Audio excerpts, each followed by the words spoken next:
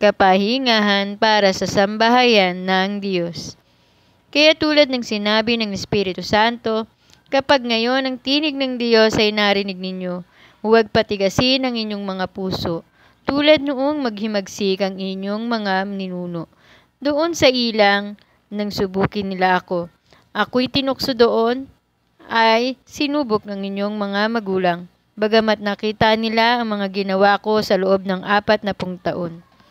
Kaya't napot ako sa kanila at sinabi ko, lagi silang lumalayo sa akin.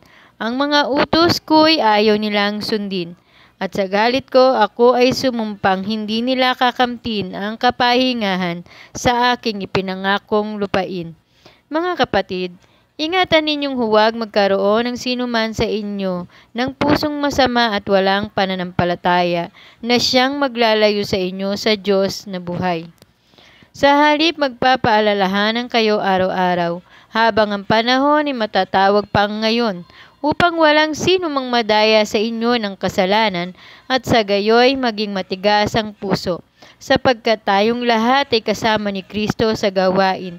Kung mananatiling matatag hanggang sa wakas ang ating pananalig na ating ipinakita nung tayo'y unang sumampalataya.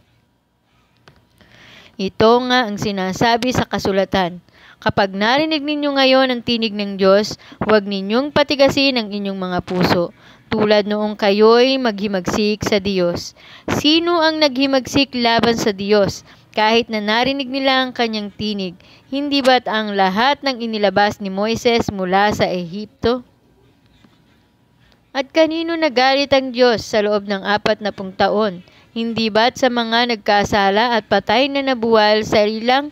At sino ang tinutukoy niya na kanyang sabihing, hindi sila makakapagpahinga sa piling ko? Hindi ba't ang mga taong ayaw sumunod? Maliwanag kung ganoon na hindi sila makakapasok sa lupang pangako dahil sa kawalan ng pananampalataya.